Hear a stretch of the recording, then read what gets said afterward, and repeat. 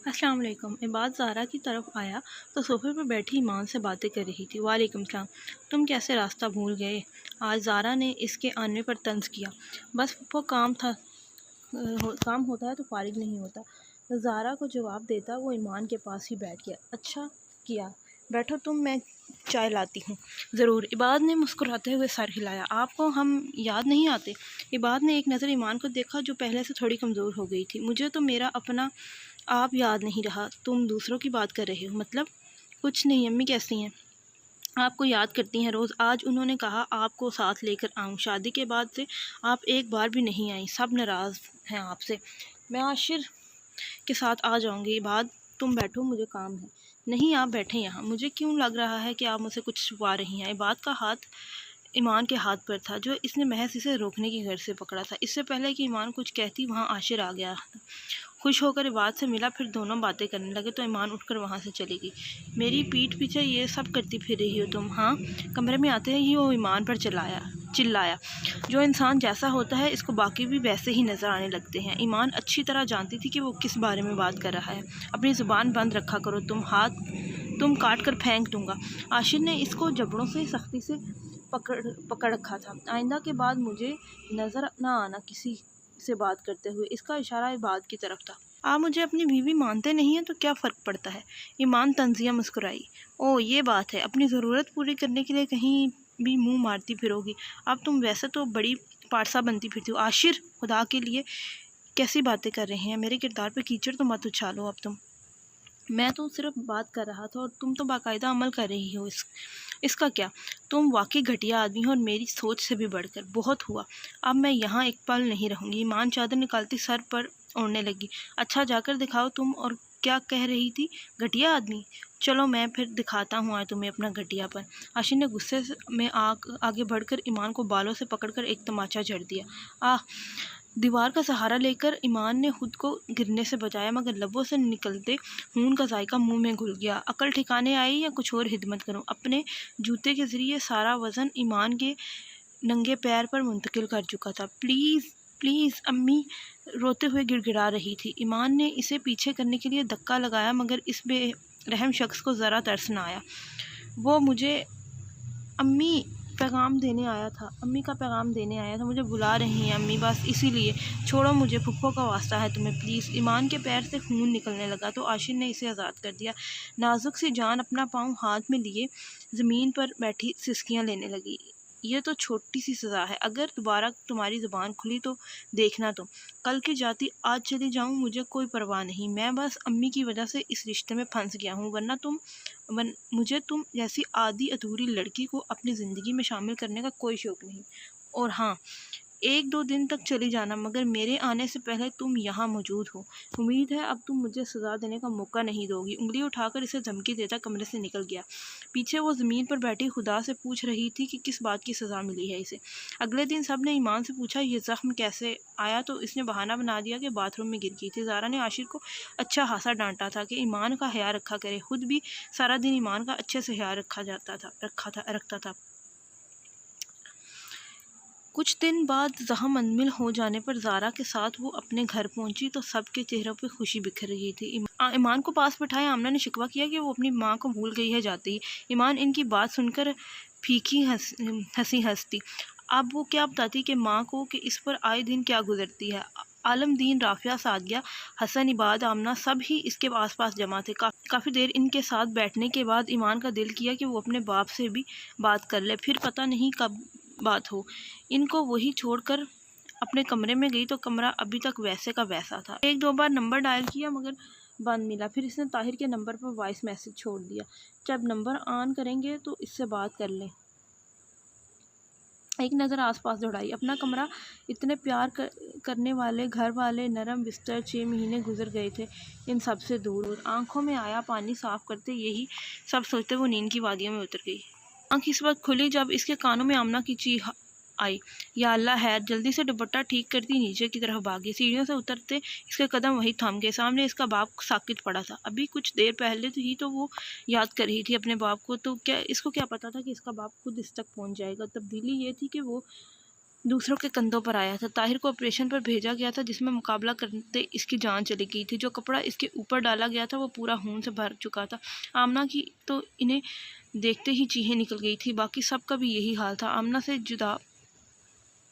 जुदा ना था। अबू ताहिर को पुकारते ईमान होशो हवास से बेगाना हो चुकी थी। इबाद ने जल्दी से इसे उठाकर पास पड़े सोफे पर लिटा दिया।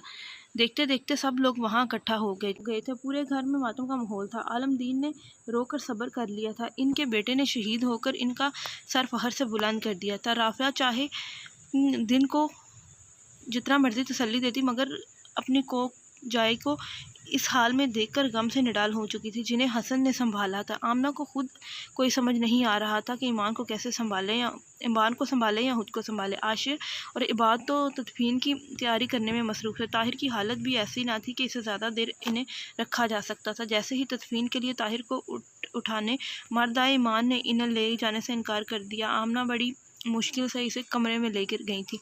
अबू क्यों चले गए हमें छोड़कर? अम्मी, ईमान के सब्र का बंद आज टूट चुका था। ईमान, सब्र करो बच्चे, आपको फख्र होना चाहिए ऐसे शख्स की बेटी हो जिसने इस मुल्क के लिए अपनी जान कुर्बान कर दी। कैसे सब्र करूं? मुझे भी इनके साथ जाना है, प्लीज़ रोकिए इन्हें।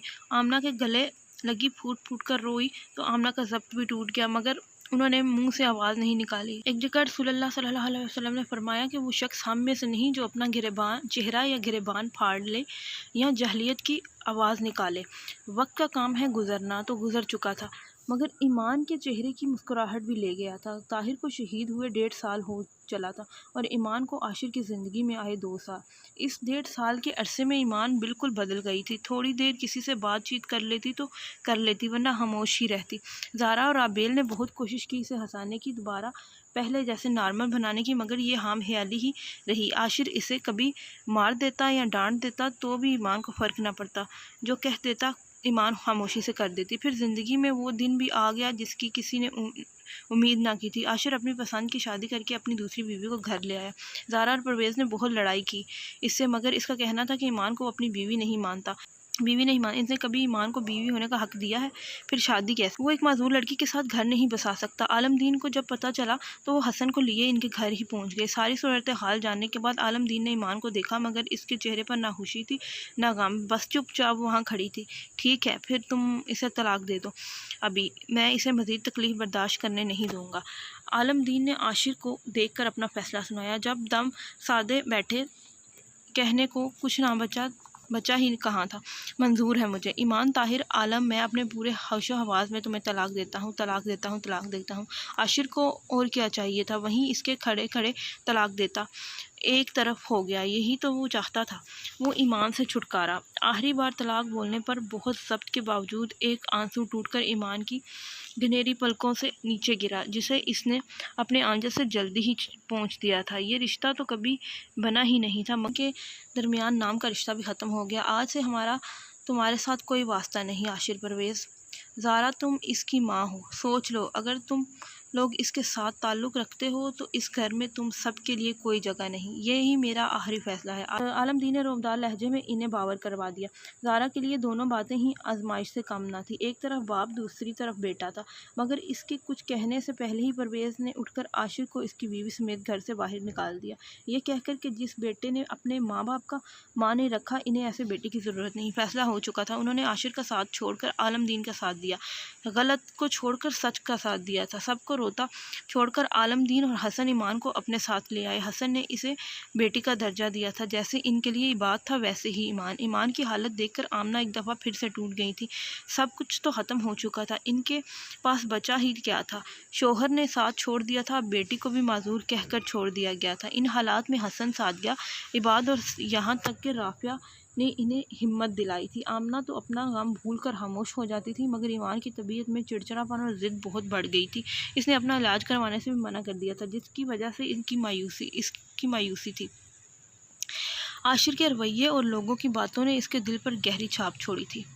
हाल, डॉक्टर इबाद, ये ले आप, ये मेरे केबिन में भूल आए थे। नूरुलैन ने इबाद के केबिन में आकर मोबाइल इसकी तरफ बढ़ाया। ओ, मुझे याद नहीं रहा, थैंक यू।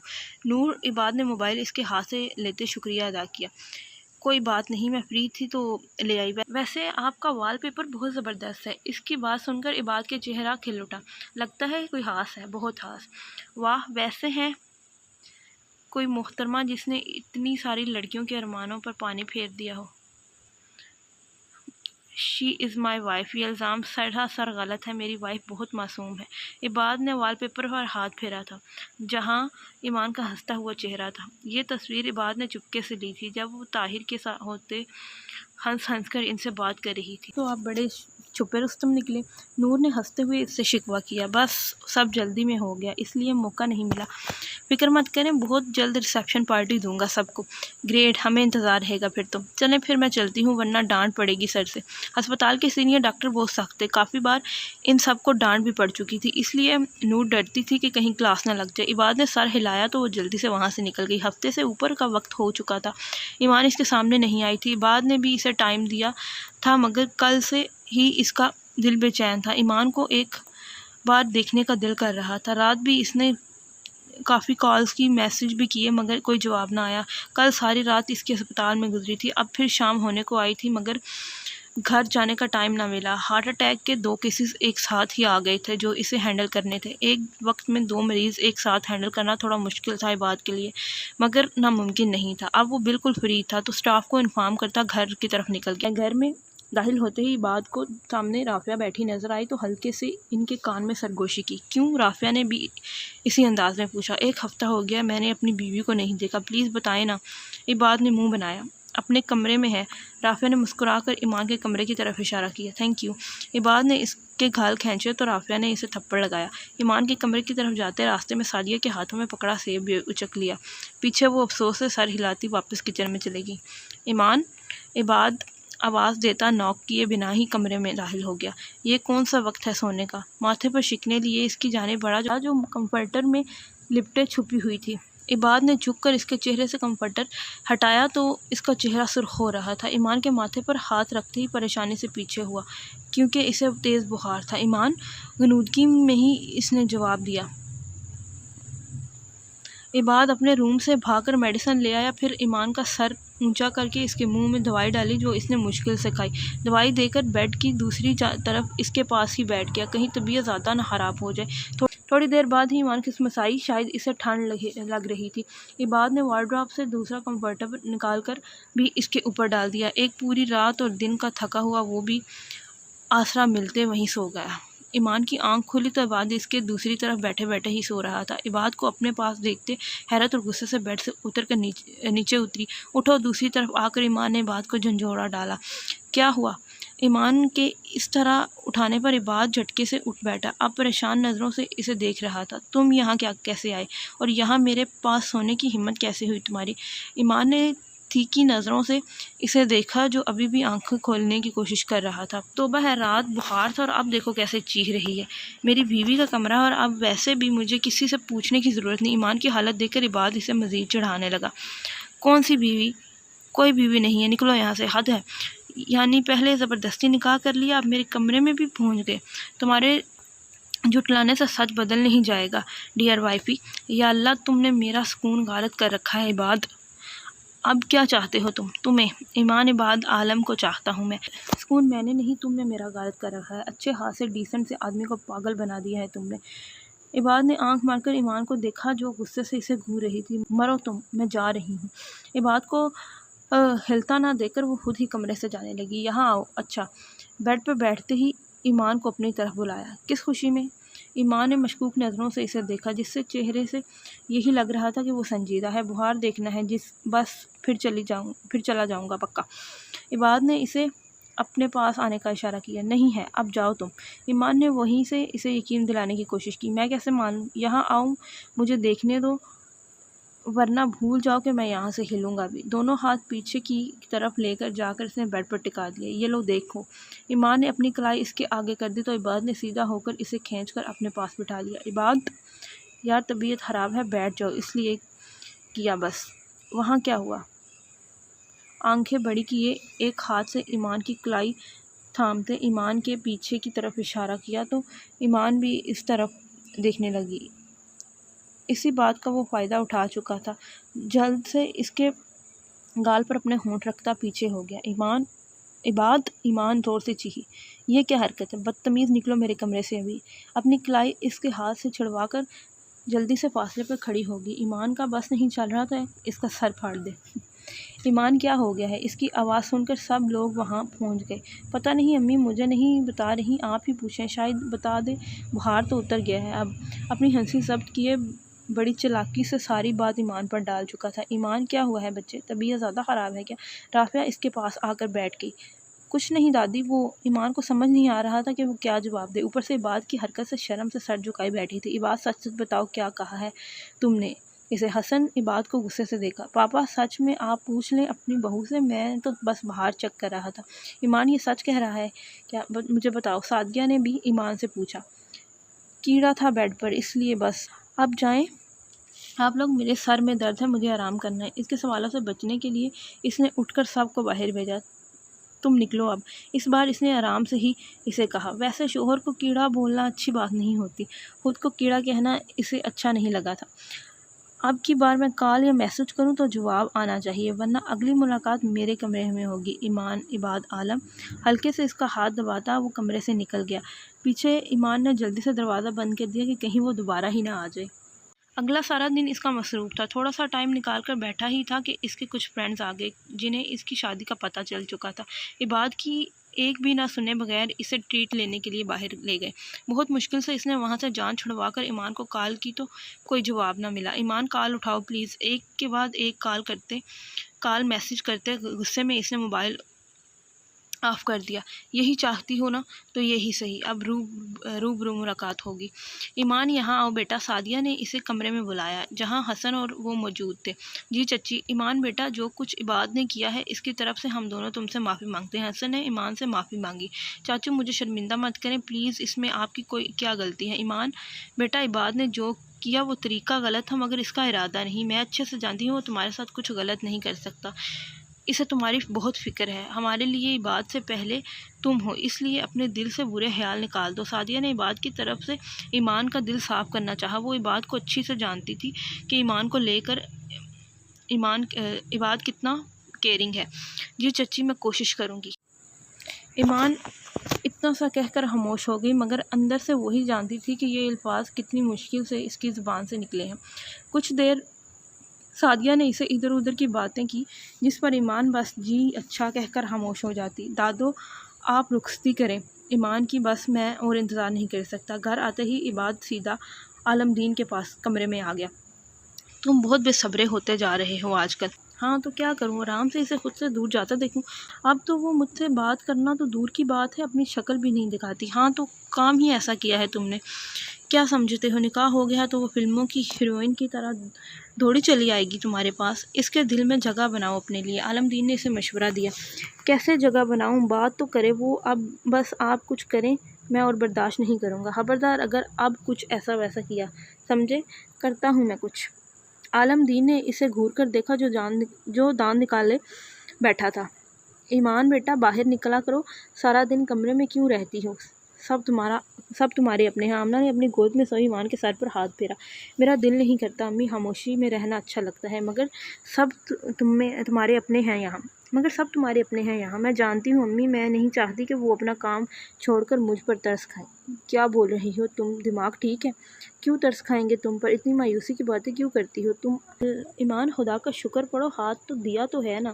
عباد نے کہا تو ہے کہ یہ ٹھیک ہو سکتا ہے، تم خود منع کر چکی ہو، اور لوگ بھی ہیں دنیا میں جنہیں تم سے زیادہ دکھ ملے ہیں زندگی میں، مگر ہر روز وہ اپنی صبح ہنستے ہوئے کرتے ہیں، ایک نئی امید کے ساتھ۔ تمہاری طرح کمرے میں منہ چھپا کر نہیں پڑے رہتے سارا دن۔ اور ہاں ایمان، ابو نے پوچھا تھا مجھ سے رخصتی کا، میں نے ہاں کر دی ہے۔ ان کی بات پر ایمان جھٹکے سے اٹھی۔ بس بہت ہوا ایمان، 2 سال سے اوپر کا عرصہ ہونے کو ہے، تم ابھی تک وہیں اٹکی ہوئی ہو۔ ماضی سے باہر آؤ، مستقبل کو موقع دو۔ مجھے یقین ہے تمہارا مستقبل شاندار ہوگا اور عباد تمہیں خوش رکھے گا۔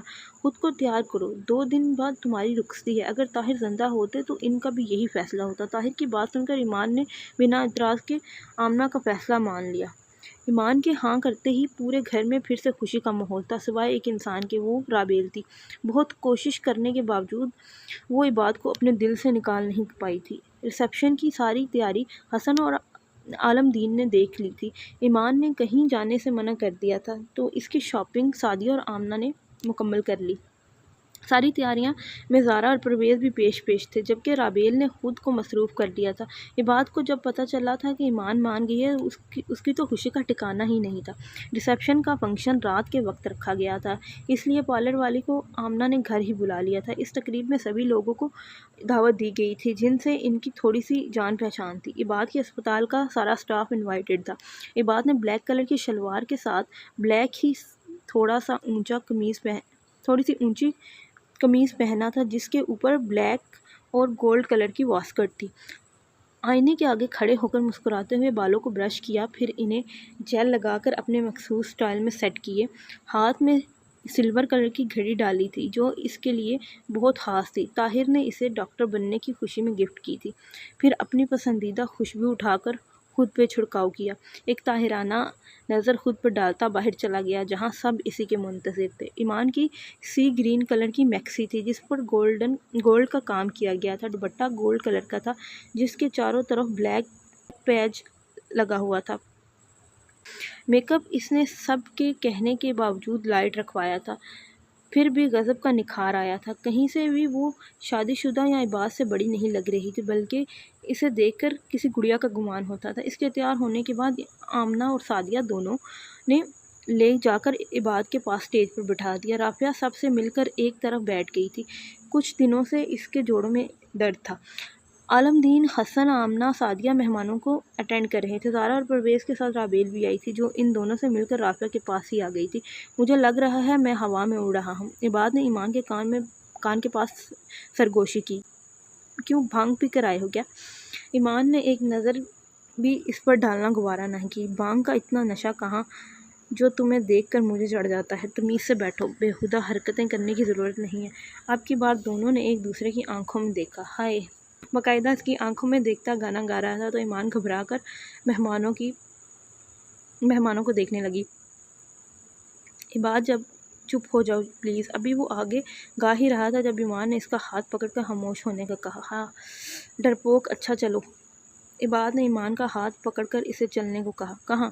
یار میں یہاں نمونہ بن کے بیٹھ نہیں سکتا، چلو تمہیں اپنے سٹاف سے ملواتا ہوں۔ ایمان نے انکار کرنا چاہا مگر اسے خود بھی عجیب لگ رہا تھا اسی طرح بیٹھنا، تو عباد کی بات مان کر اسٹیج سے نیچے اتر گئی۔ عباد اس کا بایاں ہاتھ تھامے اپنے سٹاف کے پاس لے گیا جہاں کچھ نرس اور لیڈی ڈاکٹرز بھی تھیں۔ سب سے ملواتے ہوئے عباد نے خوشی سے انہیں بتایا ایمان اس کی وائف ہے۔ ایمان نے 2-3 بار اس کے چہرے کی طرف بھی دیکھا تھا مگر کہیں سے شرمندگی کا نام و نشان بھی نہیں تھا۔ باقی سب نے بھی خوش ہو کر انہیں مبارکباد دی تو ایمان کو بھی اچھا لگنے لگا۔ کسی نے اس کی خامی کا ذکر تک نہیں کیا تھا۔ کیا ایمان کو ڈاکٹر نور کے پاس چھوڑ کر عباد دوسرے میل ڈاکٹر کے پاس چلا گیا؟